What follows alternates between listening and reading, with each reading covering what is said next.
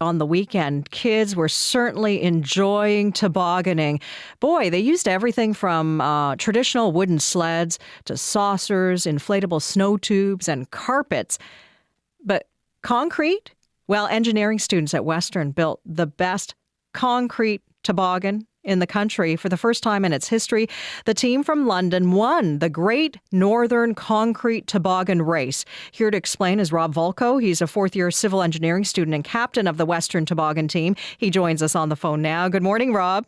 Hi, Wai. How are you? Hey, congratulations. Thank you so much. So what does your toboggan look like? We have a 300-pound toboggan that can accommodate 5 riders, and it's set up in a 1-2-2 rider formation. So it's almost like a minivan with a steering wheel in the front. A minivan? Seriously? It's a little smaller, but it's the same sort of idea when you talk about steering and safety. Now, which parts are actually made of concrete? All of the running surface profiles, so everything that is in direct contact with the snow has to be made of concrete. Okay. And what are some of the other rules? What did you have to keep in mind when you were actually building this?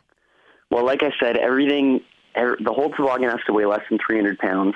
It has to accommodate 5 riders, and it needs to be designed with safety. So what that means is you need either a roll cage or a roll bar in case the thing tips over or, hits a wall or something.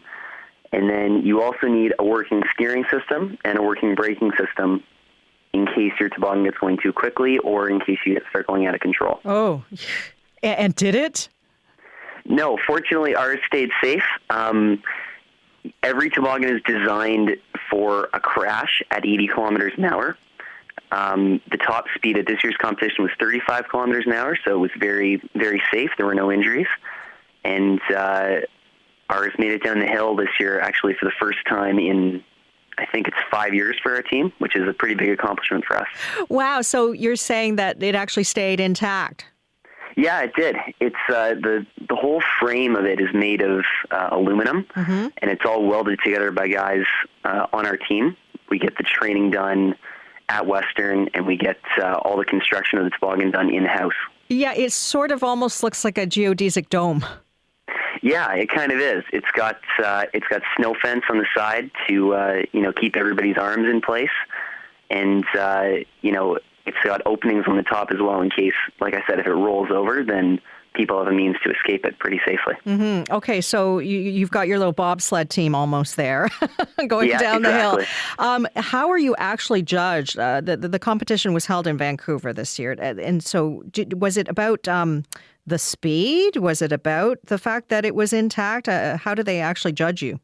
It's broken down primarily into 2 categories. The first one is technical design, which is pretty much how much engineering thought and how much actual practice has gone into making your toboggan. So again, the concrete is judged, the braking system is judged, the superstructure is judged, all the technical side of things, and then the performance of the toboggan is also judged. So how well you do on race day, what's your top speed, what your braking distance is like, how well you maneuver through a slalom course. All these factors are taken into account for your performance score. Slalom course. Yeah. This was the first time in, I think, 3 or 4 years that the competition did what they call a giant slalom course, which is exactly like you had seen in the Olympics, except you have to send your toboggan through these gates. And the interesting thing this year is that with our steering system, our team from Western actually made it through all the gates, and we took home the giant slalom trophy in addition to first place overall. So what were you guys all doing? Leaning to the left and leaning to the right in sync?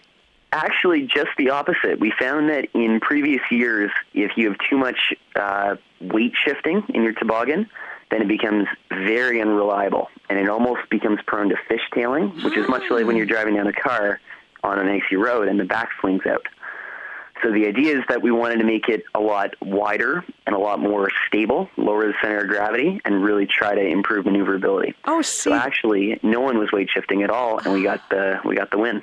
Oh, isn't that neat? Now, obviously, it was quite a bit of fun for you guys, too, and you got to unleash your creativity. But there are all these engineering concepts actually behind it, aren't there? Very much so. There's a tremendous amount of thought and work that goes into one of these toboggans. Our team is made up of 110 members from the Western Engineering student body, all ranging from first years with almost no experience to fifth years who have done a full year of professional internship in the field.